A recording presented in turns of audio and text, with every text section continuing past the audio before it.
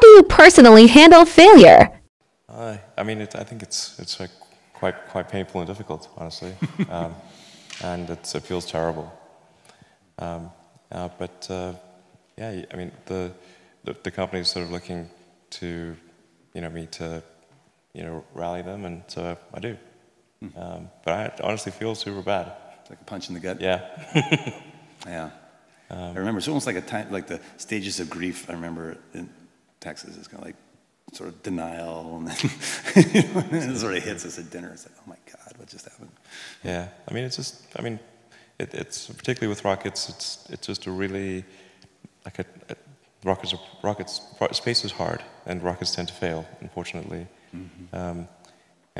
Even when you've got like a lot of really smart people working super hard to minimize the probability of failure, it's still there, and it's quite significant.